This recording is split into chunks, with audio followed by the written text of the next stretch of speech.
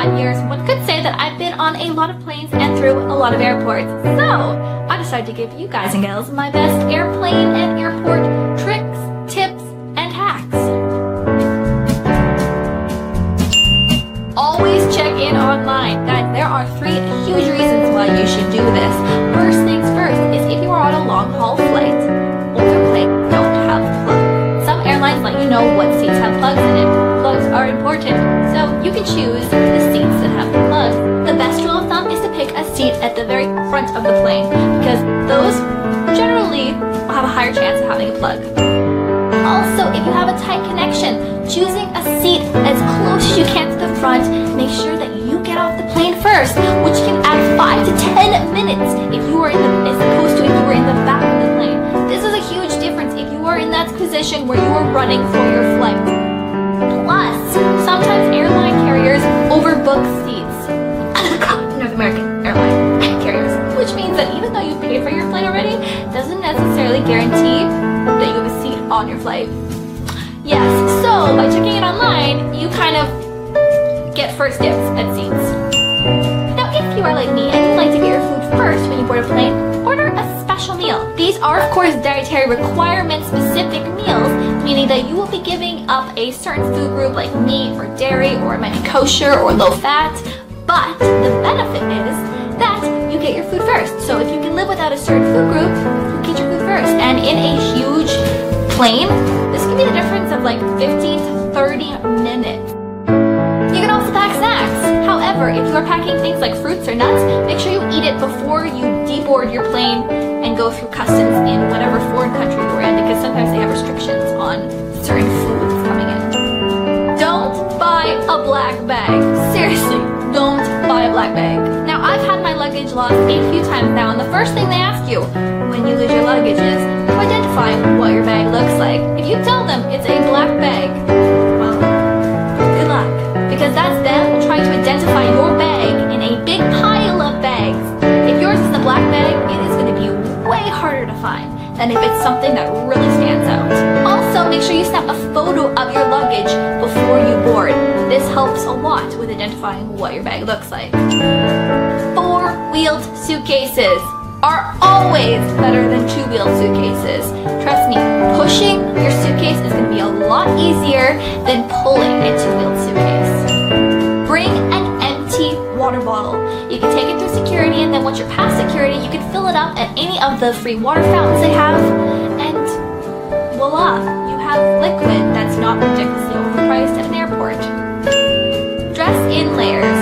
Now, airports have a Katy Perry problem, aka they're hot when you are going through the airport and when you first get on a plane, and then they are freezing cold once you are on the plane. It is best to dress in layers so you can take clothes off, you can take clothes on, depending on what temperature you want to be in. I personally love wearing some sort of hooded contraption, like a hoodie, you might call it, or something that I can put over my head. When your plane gets canceled or something goes wrong, the number one tip I can give you is don't get mad. That's sad. If you are yelling at airport staff, that's just in any situation really. That's not going to want to make them want to help you. I mean, I completely understand the situation. I've been there. I've been frustrated. I've been tired. I've been pissed off. But yelling at other people does not get you anywhere at the airport. They're just gonna go, sorry, nothing I can do. Whereas, if you try to make them sympathize with you, if there are a lot of other people having a horrible situation and a lot of other flights being canceled, you know, they're probably gonna look a little bit more favorably in your case. This has personally led to me getting free flights rerouted. It's led to me not paying excess baggage fees. It's led to me getting a preferred choice of hotel and extra meal vouchers, even when I didn't even need a meal voucher, just by being nice and patient and also crying. Kind of. If you can do it, you're gonna pull off the crying, put off the tears. I've done it before, seriously, crying. People, you know. Also, for more complex issues, it's all about who you talk to at an airport. Front counter check-in staff can only do so much, but there are customer service people and there are office people. There are a lot of different people that work for the airline that can help solve your situation on various levels. You know what I'm saying? They can make things happen. The higher the person in charge, the better your chances. Also, if you are currently waiting in line, like a big huge line because like everyone else's plane's been canceled, try calling in the airline. Even if you're in line, try calling in the airline, because sometimes that can be a lot quicker than waiting in the line to talk to a service rep. Get lounge access. Now, this can be a whole video in and of itself on different airline alliances and how to get frequent flyer miles. But basically, the gist of it is, once you get to certain levels, you get lounge access. And it's wonderful. Basically, lounge access is free Wi-Fi, it's comfortable seats, and it's snacks. Pretty good deal if you're going to be in an airport for several hours in a layover. You know, lounge access, it's quite nice. If you don't have a frequent flyer miles, and you cannot actually get lounge access, try and see if you can pay for lounge access. That's right, certain lounges allow you to pay a fee to access the lounge. It's usually like $25 to $50. Now, of course, you have to determine if it's actually worth the lounge. I would say, unless you have a layover of at least an hour and a half to 2 hours or more, then it might be worth it to pay for lounge access. If it's anything less than that, then you could probably find something else to do with your time and save yourself the $30 to $50. Also, if your airport doesn't have free Wi-Fi, you can always sit outside of a lounge and kind of, you know, cipher off their free Wi-Fi. Yeah, Nadine's recommendation. You never need to be at the airport 3 hours before your flight, unless you are flying like on a super busy holiday at the biggest airports on the middle of the day. You really do not need to be at the airport 3 hours before. 2 hours is usually fine for international or domestic flights. 2.5 if you are at a busier airport and you need to go through customs as well as security. Because security doesn't take as long as if you have to go through customs and security. But really, 2 hours is what I usually do, and I'm always fine with that. So, if you are running late for a flight, i.e. your flight is already boarding or is about to board, tell somebody. If you are waiting in line for security, let one of the control, I don't know what they call, but like one of the guards that are there know that your flight is boarding or is about to board, because they can put you through magical priority lines that get you through security like that if you have a flight that is boarding or is about to board, like really tight schedules. So just ask them. Also, don't forget to ask your fellow travelers. If you are already in line, ask the people in front of you, hey, look, explain to them the situation. My plane is about to board, or it's currently boarding at the moment. Could I please just go ahead of the security lines? Now, this is kind of like a mixed grab bag, because obviously it depends on who it is that you're asking, but people have let me through before. I've seen this happen many times before. Unless those people themselves are late for a flight, they'll generally just let you through, because if they're not in a hurry, then it doesn't really matter to them. Don't be afraid to ask airline staff directions if you are lost. What's the quickest way to get places? I have done this many times before. I've asked them what's a good place to eat, or how do I get to this terminal, or how do I get to this? People want to help you. Don't be afraid to ask. Like, I've been told crazy shortcuts through some of the busiest airports to go through like parking lots and these weird alleys that sound sketchy, but it got me to my gate a lot faster than I thought if I just followed signs and did the normal way. So yeah, that's it. If I happen to miss anything else that you guys and gals have discovered on your travels, please let me know down below in the comments. And yeah, thank you so much for watching. Don't forget to subscribe to my channel for more tips and tricks, and happy flying. Bye!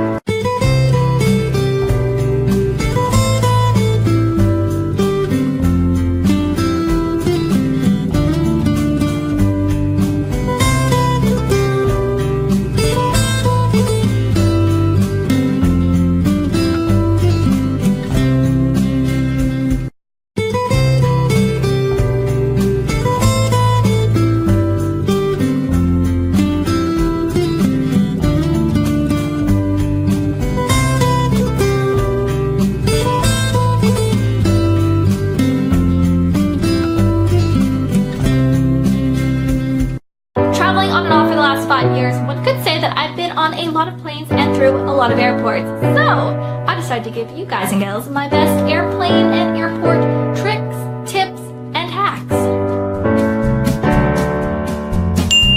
Always check in online. Guys, there are 3 huge reasons why you should do this. First things first is if you are on a long haul flight, older planes don't have plugs. Some airlines let you know what seats have plugs in it. Plugs are important. So choose the seats that have the plug. The best rule of thumb is to pick a seat at the very front of the plane because those generally will have a higher chance of having a plug. Also, if you have a tight connection, choosing a seat as close as you can to the front, make sure that you get off the plane first, which can add 5 to 10 minutes if you are as opposed to if you were in the back of the plane. This is a huge difference if you are in that position where you are running for your flight. Plus, sometimes airline carriers overbook seats. North American airline carriers, which means that even though you paid for your flight already, doesn't necessarily guarantee that you have a seat on your flight. Yes, so by checking it online, you kind of get first dibs at seats.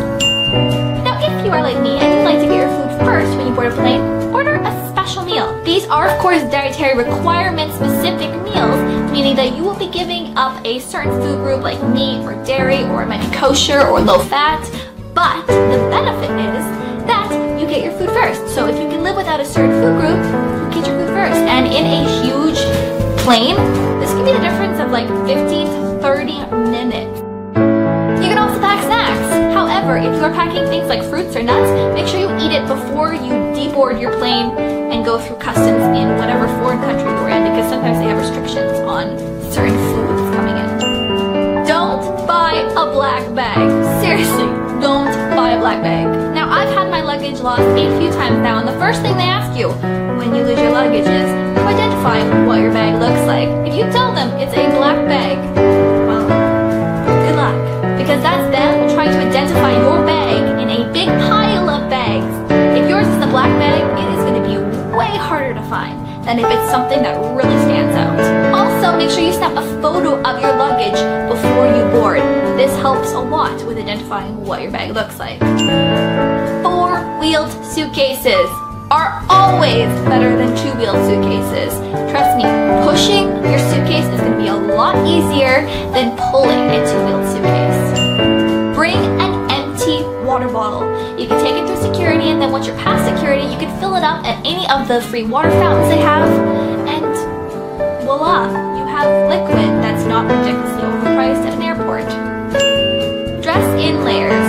Now, airports have a Katy Perry problem, aka they are hot when you are going through the airport and when you first get on a plane, and then they are freezing cold once you are on the plane. It is best to dress in layers, so you can take clothes off, you can take clothes on, depending on what temperature you want to be in. I personally love wearing some sort of hooded contraption, like a hoodie, you might call it, or something that I can put over my head. When your plane gets canceled or something goes wrong, the number one tip I can give you is don't get mad. Get sad. If you are yelling at airport staff, that's just in any situation really. That's not going to want to make them want to help you. I mean, I completely understand the situation. I've been there. I've been frustrated. I've been tired. I've been pissed off. But yelling at other people does not get you anywhere at the airport. They're just gonna go, sorry, nothing I can do. Whereas, if you try to make them sympathize with you, if there are a lot of other people having a horrible situation and a lot of other flights being canceled, you know, they're probably gonna look a little bit more favorably in your case. This has personally led to me getting free flights rerouted. It's led to me not paying excess baggage fees. It's led to me getting a preferred choice of hotel and extra meal vouchers, even when I didn't even need a meal voucher, just by being nice and patient and also crying. Kind of. If you can do it, you just pull off the crying, put off the tears. I've done it before, seriously, crying. People, you know. Also, for more complex issues, it's all about who you talk to at an airport. Front counter check-in staff can only do so much, but there are customer service peoples and there are office peoples. There are a lot of different people that work for the airline that can help solve your situation on various levels. You know what I'm saying? They can make things happen. The higher the person in charge, the better your chances. Also, if you are currently waiting in line, like a big, huge line, because like everyone else's plane's been canceled, try calling in the airline. Even if you're in line, try calling in the airline, because sometimes that can be a lot quicker than waiting in the line to talk to a service rep. Get lounge access. Now, Well, this can be a whole video in and of itself on different airline alliances and how to get frequent flyer miles. But basically, the gist of it is, once you get to certain levels, you get lounge access. And it's wonderful. Basically, lounge access is free Wi-Fi, it's comfortable seats, and it's snacks. Pretty good deal if you're going to be in an airport for several hours in a layover. You know, lounge access, it's quite nice. If you don't have a frequent flyer miles, and you cannot actually get lounge access, try and see if you can pay for lounge access. That's right, certain lounges allow you to pay a fee to access the lounge. It's usually like $25 to $50. Now, of course, you have to determine if it's actually worth the lounge. I would say, unless you have a layover of at least an hour and a half to 2 hours or more, then it might be worth it to pay for lounge access. If it's anything less than that, then you could probably find something else to do with your time and save yourself the $30 to $50. Also, if your airport doesn't have free Wi-Fi, you can always sit outside of a lounge and kind of, you know, cipher off their free Wi-Fi. Yeah, Nadine's recommendation. You never need to be at the airport 3 hours before your flight. Unless you are flying, like, on a super busy holiday at the biggest airports on the middle of the day. You really do not need to be at the airport 3 hours before. 2 hours is usually fine for international or domestic flights. 2.5 if you are at a busier airport and you need to go through customs as well as security. Because security doesn't take as long as if you have to go through customs and security. But really, 2 hours is what I usually do, and I'm always fine with that. So, if you are running late for a flight, i.e. your flight is already boarding or is about to board, tell somebody. Tell somebody. If you are waiting in line for security, let one of the control, I don't know what they call, but like one of the guards that are there know that your flight is boarding or is about to board, because if they can put you through magical priority lines that get you through security like that, if you have a flight that is boarding or is about to board, like really tight schedules, so just ask them. Also, don't forget to ask your fellow travelers. If you are already in line, ask the people in front of you, hey, look, explain to them the situation. My plane is about to board, or it's currently boarding at the moment. Could I please just go ahead of you in the security lines? Now, this is kind of like a mixed grab bag, because obviously it depends on who it is that you're asking, but people have let me through before. I've seen this happen many times before. Unless those people themselves are late for a flight, they'll generally just let you through, because if they're not in a hurry, then it doesn't really matter to them. Don't be afraid to ask airline staff directions if you are lost. What's the quickest way to get places? I have done this many times before. I've asked them what's a good place to eat, or how do I get to this terminal, or how do I get to this? People will help you.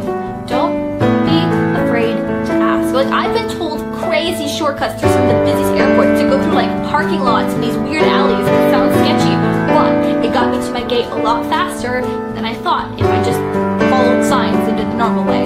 So yeah, that's it. If I happen to miss anything else that you guys and gals have discovered on your travels, please let me know down below in the comments. And yeah, thank you so much for watching. Don't forget to subscribe to my channel for more tips